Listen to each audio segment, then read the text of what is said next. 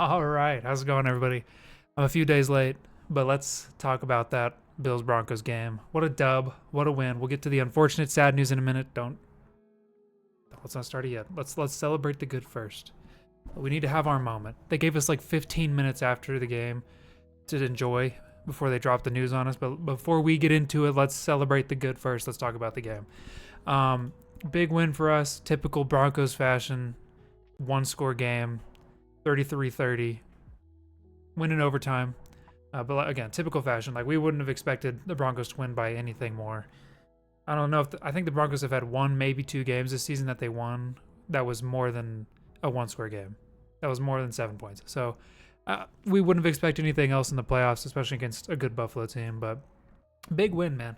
The Bills are, despite their lack of like individual talent, other than Josh Allen and James Cook, like at least on the offensive side of the ball, they're a really good team. I mean, so like we'll take that dub. I mean, I think a lot of people. I mean, I being on like Broncos Twitter and stuff, I hear all the shit talk that people give us like about barely beating teams and like barely beating bad teams, barely beating good teams. So people just didn't. I don't think we're really expecting us to like. I think a lot of people had us. The Bills were favored in this game, which is crazy, considering we had a better record and we were at home. Like, but you know that's what I mean. Like the Broncos, because they've won in such weird fashion, like a lot this season, I think people weren't really expecting us to play well in the playoffs. But hey, we showed up, we showed out. Let's start with the defensive side of the ball. We'll talk about the takeaways in a minute, but let me say the first drive of the game had me worried. I mean, they were absolutely cooking us, especially their run game. Their run game kind of cooked us all game, again, minus the takeaways.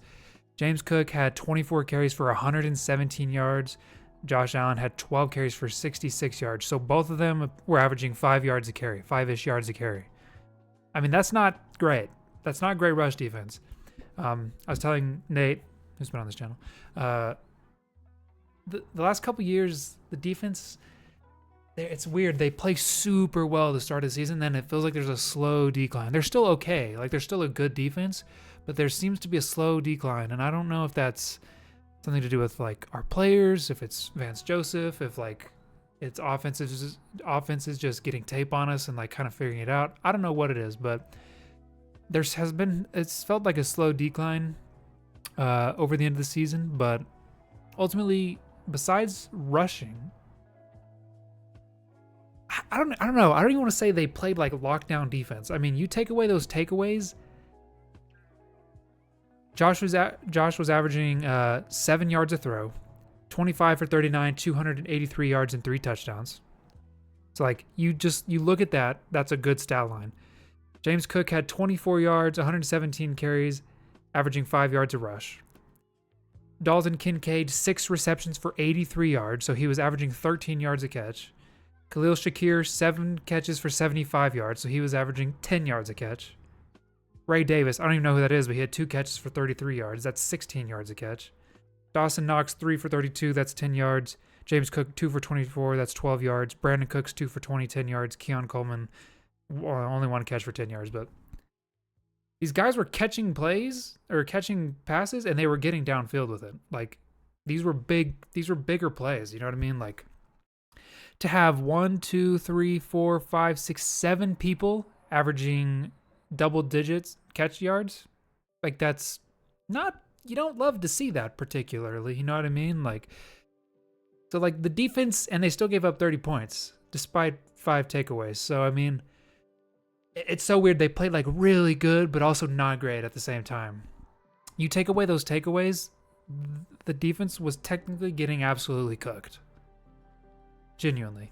And again, like, their leading receiver is Dalton Kincaid, which he is a good tight end, probably top 5 in the league, top 10. That's an inside joke. But like Kincaid and Shakir, and then all these other guys like Dawson Knox, sure. But like, I mean, the Bills don't have a lot of offensive weapons, you know what I mean? So, and again, that's a lot of credit to Josh Allen. I'm a big fan of Josh Allen, so like, you know, I want to see him get a ring someday, but ultimately, he was kind of the factor in this game, and although he didn't play, he didn't play great, but like he was still essentially doing his thing offensively besides the takeaways. But that's where our defense won us this game today, or Sunday. Like I said, they were getting cooked, but they were also cooking back, if that makes sense. You know what I mean? Like they were getting ran over. These passes were all like, again, 9 people averaging double-digit averages for yards after carry, like, or receiving yards. Sorry, stumbling. I'm an idiot. That's not, you don't love that, but we still won the game. 5 takeaways. So James Cook had a fumble. Josh Allen had 2 fumbles and 2 interceptions. So, I mean, I will say, like, again, Josh wasn't having like a terrible game passing wise, but for 2 picks and 2 fumbles, like we kind of dominated Josh Allen, which he's the reigning MVP, so that's saying something. I'm gonna give the defense their flowers. Like I said, they were in a way getting cooked, but they cooked back. Nick Bonito had 2 strip sacks. I mean, Bonito, huge. I mean, people were talking about him being an X factor on defense, and I think he was, and I think he did what he needed to do. Obviously, 2 picks. Jaleel McLaughlin, that's our running back. Idiot. McMillan with that huge pick at the end of the game. I mean, it was controversial, but if you look at the rules, it was a pick. Even Joe Burrow tweeted, and if Joe Burrow tweeted, that means it's right.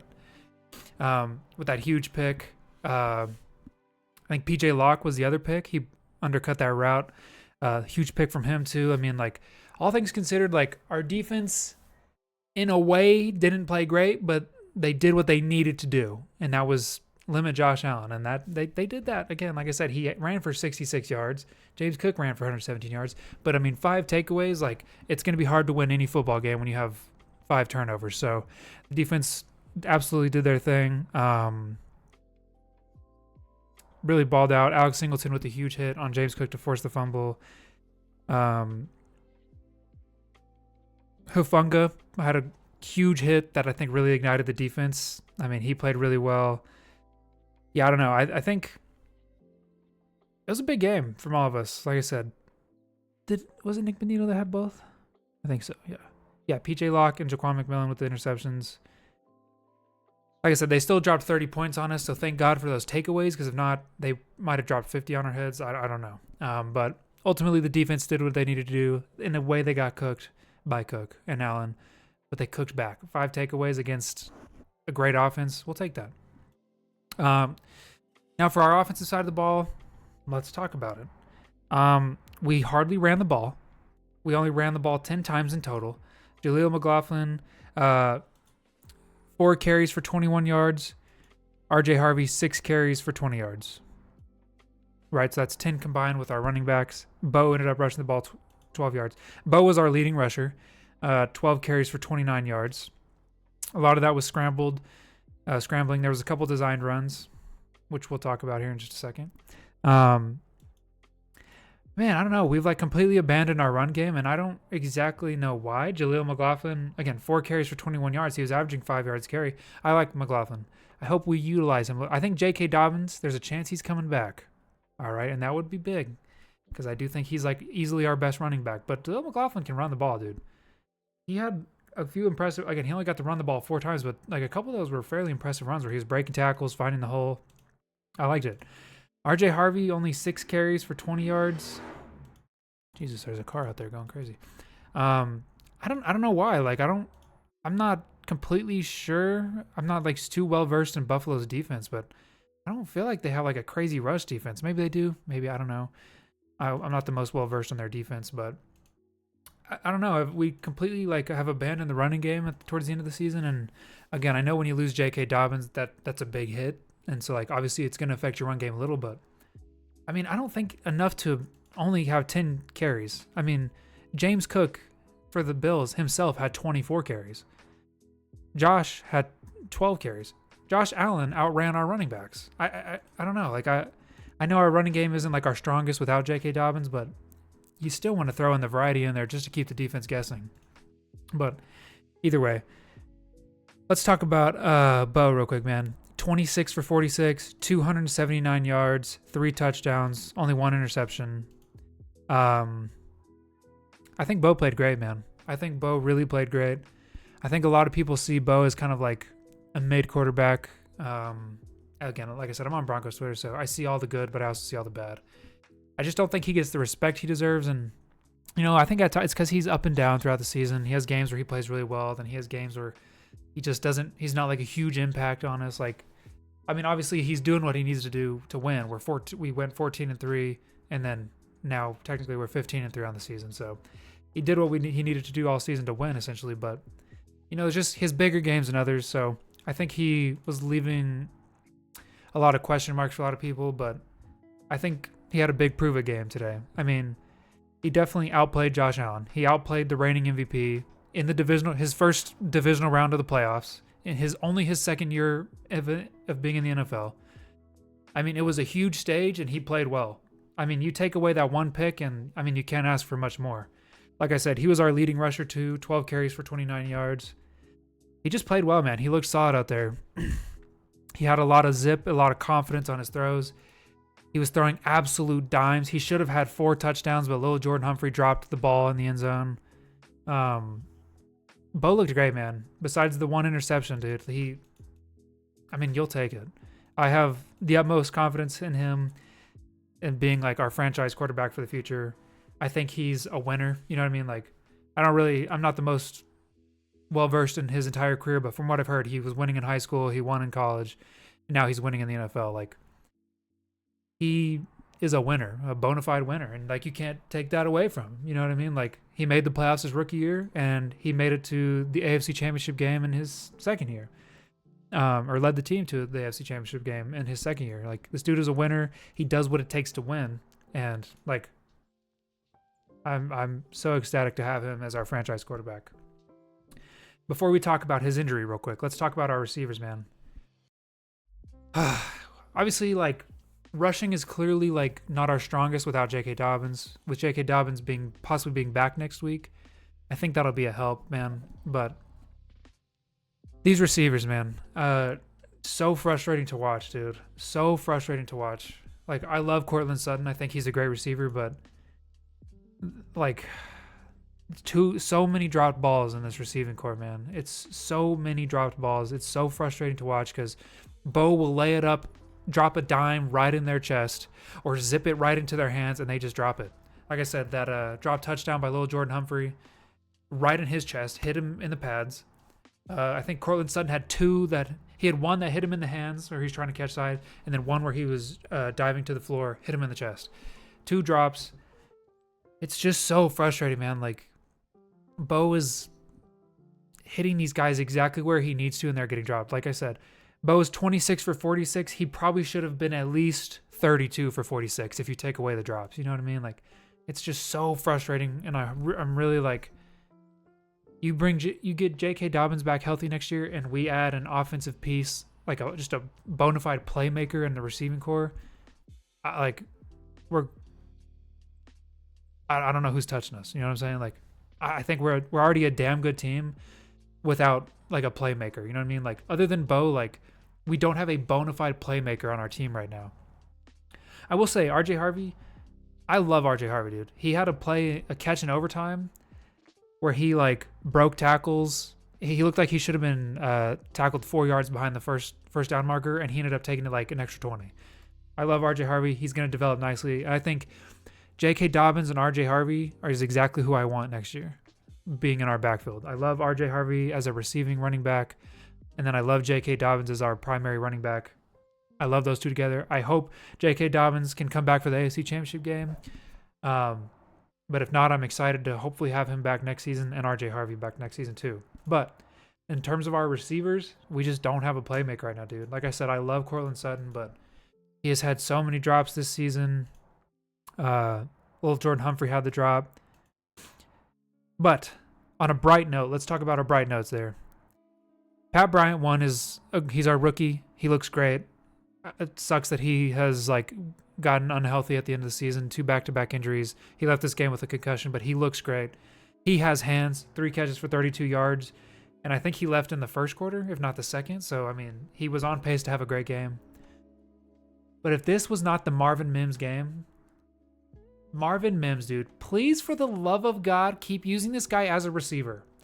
8 catches, 93 yards, and a touchdown, including that one in the end zone, that dime that Bo dropped in the fourth quarter, I think it was. Yeah. Just an absolute dime by Bo. Mims caught it. I love Marvin Mims. I said this, I think 3 or 4 videos ago. I don't remember exactly which video, but I said, I really wish we utilize Marvin Mims as a receiver more. Not only is he a great returner, he is a good playmaker. We finally did that. 8 catches, 93 yards, and a touchdown. I love Marvin Mims, dude.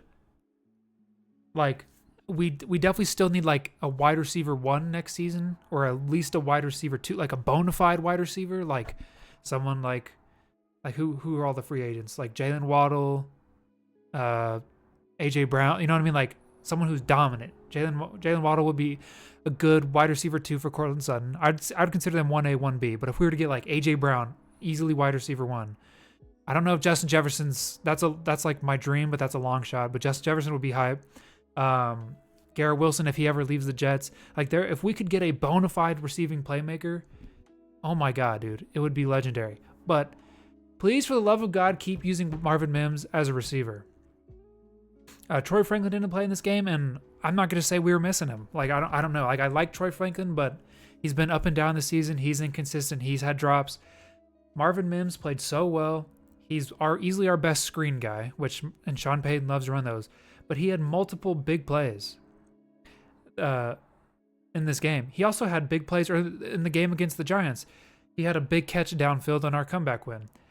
Last season, he had the 95-yard touchdown against the Bengals. He's had the punt return this season. He had his best receiving game of the season. Dude, Marvin Mims shows up when he is needed, and if we would just utilize him more, I would love that. Let's send a package. Troy Franklin and let's see. Who else? Troy Franklin, Evan Ingram, and and a couple picks and go get a receiver, dude. I love Troy Franklin, I do. I wouldn't mind him on this team. But if we need to exchange somebody, that's who I would probably want to do. If we could have Cortland Sutton, Marvin Mims, and then a bona fide receiver next season, dude. Ooh! Those would be some crazy weapons for Bo. That or a tight end. Evan Ingram just hasn't been the person we wanted him to be. So we need somebody that can make a play.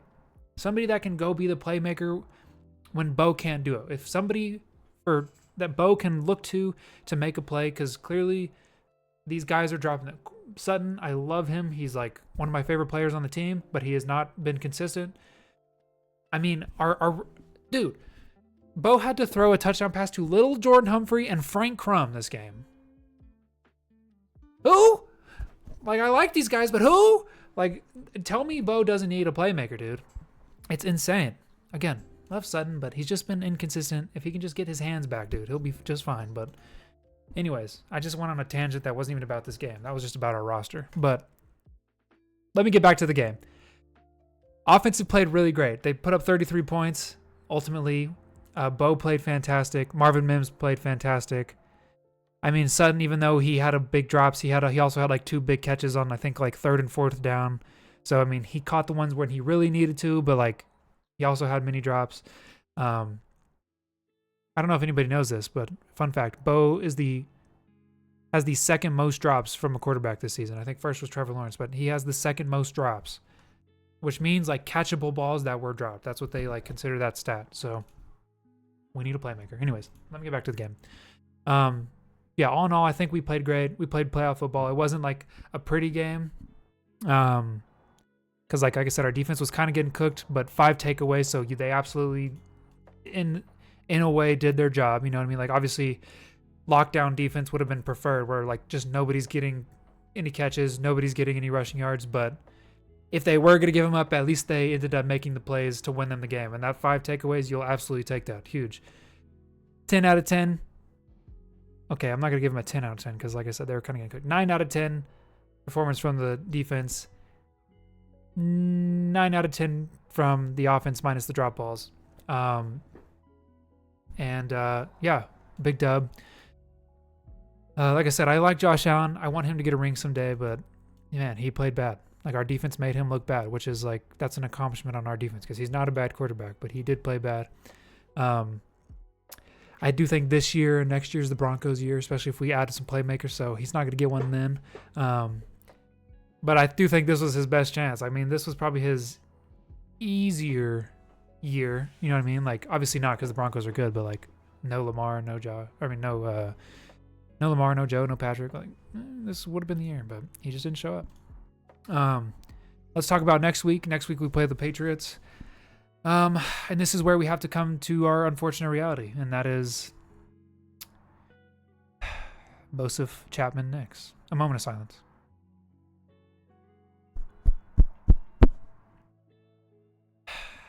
Bo goes down. The second to last play of the game, Sean called like dude, Sean is like an offensive mastermind and Nimrod at the same time. I don't know. That close to the end of a game and you call, like, I know Bo's a good runner, and like I probably wouldn't be this mad about the call if he didn't get hurt. I'm just voicing my frustration, so bear with me. It probably wasn't even that bad of a call. But like, we were in field goal range. You have Jaleel McLaughlin, who's averaging 5 yards a carry. RJ Harvey, who's averaging 3. And you call a designed run for Bo that goes outside. I don't know if is that a bootleg? I don't know. Like I said, I'm all for design runs for Bo because like they have worked through the season. But that in the playoffs, that close to the end of the game, you're already teetering field goal range. Why are we giving it to Bo before a running back? McLaughlin was averaging 5 yards a carry. And you think a run on the outside with Bo is your best play call? I disagree with the play call, one. Especially when we're fighting for field goal range. Like, give it to one of the guys who's going to run straight up the middle, who's like, you know, who's just going to run full force straight at the defense. But then, like, to risk our the thing that quarterbacks do to prevent getting injured is slide. But when you call a designed run and it immediately gets bottled up, they're going to have to take a hit. So why is that your first in the divisional round of the playoffs? Why do you call a design run for Bo where that is his highest probability of getting hurt? You know what I mean? You protect your quarterback all season long, but then in the divisional round, you call a play where he's more than likely going to get hit. That's what he did, and that's what happened, and now Bo's hurt. We got 10 minutes after the game to be happy before they announced the news. And I'm not kidding. I literally, the emotions I went through were just unfathomable. I was riding the high of the win. We beat the Buffalo Bills. We're going to the AFC Championship game. Boom. They announced Bo's hurt. Heart drops. You can ask. I was in Discord with Nate and friends. I barely talked the rest of the night, dude. I didn't know how to feel. Like, don't get me wrong. I think Jarrett Stidham is a good backup quarterback, and he might do just fine. I'm rooting for him. I'm rooting for us. I think we still have a chance.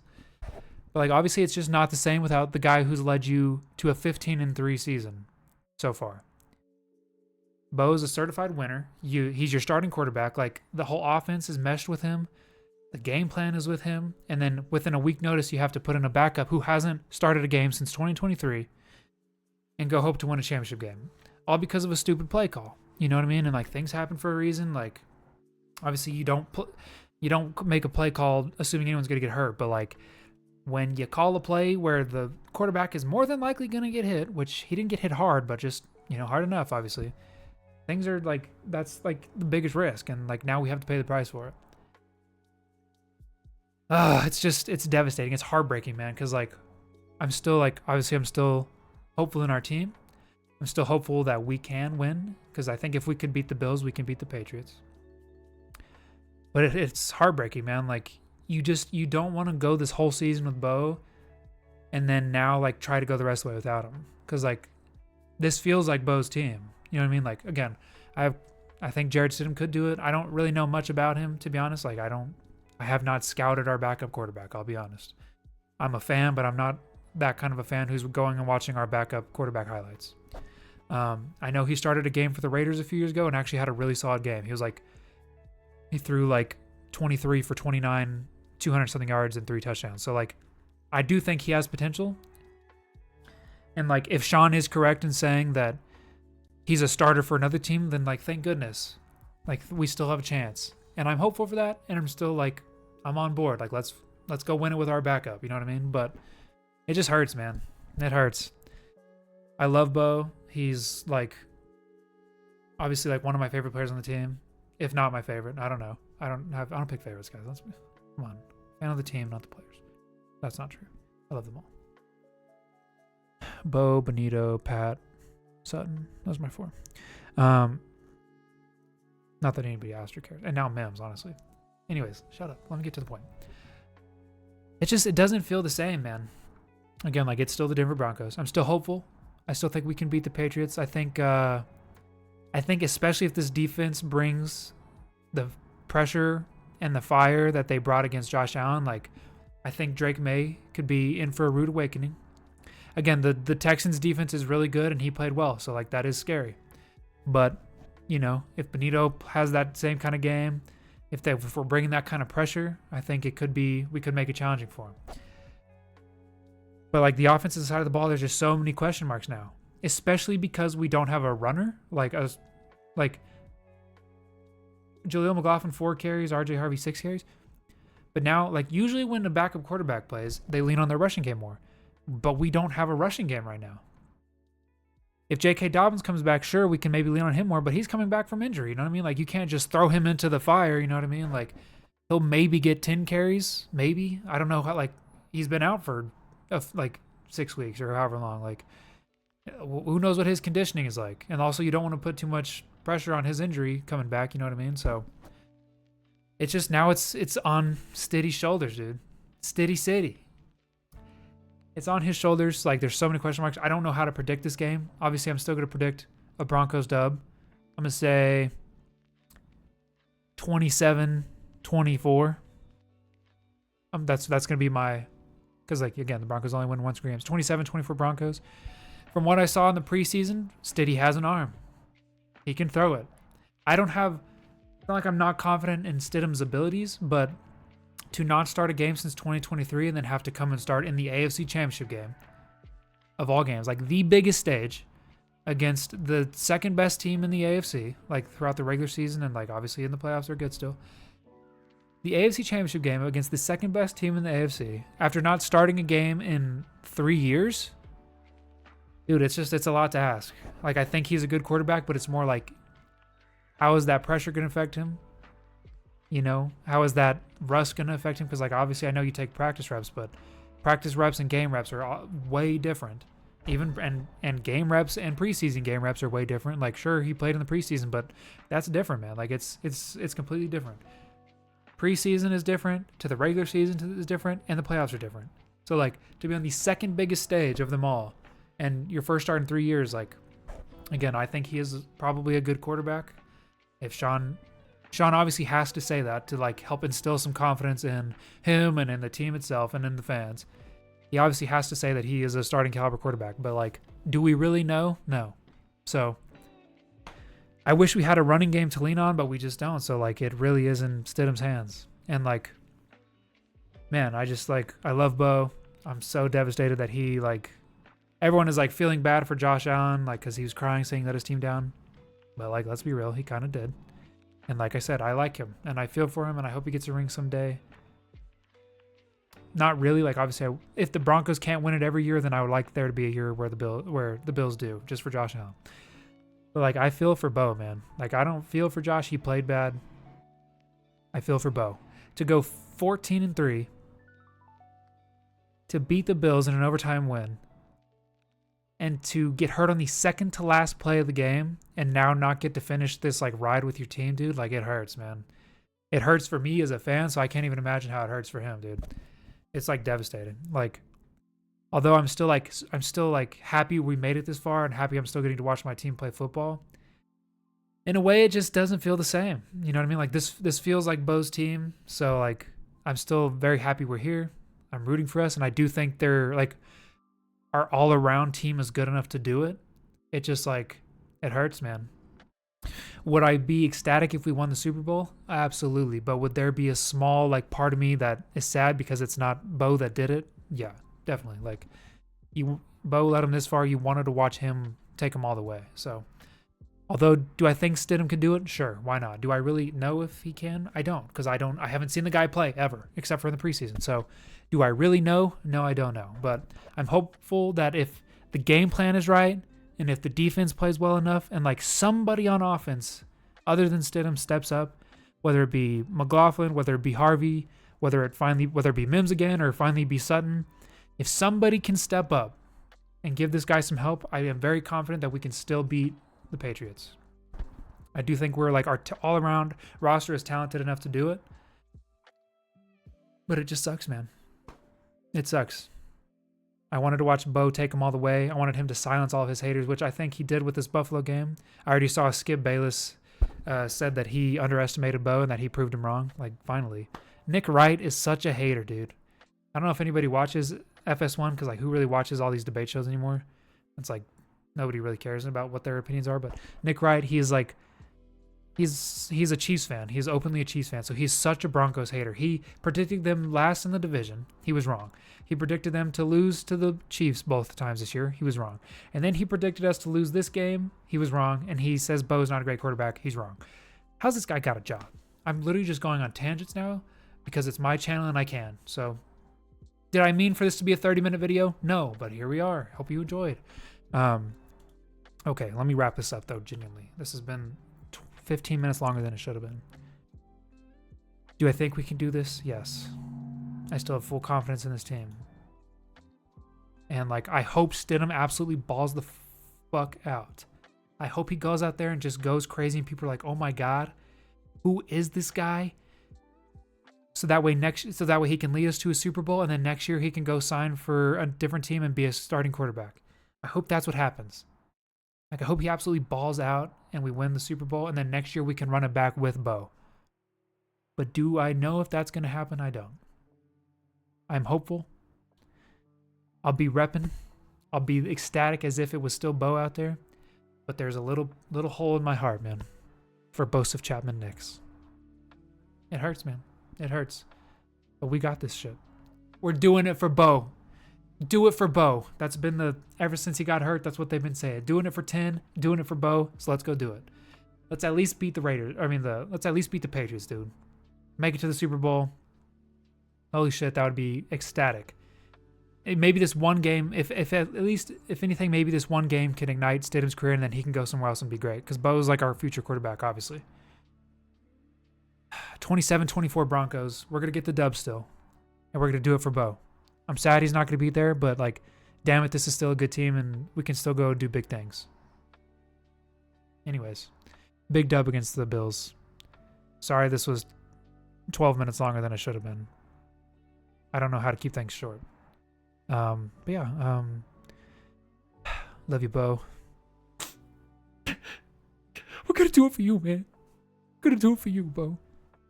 All right, 27-24. Let's go Broncos.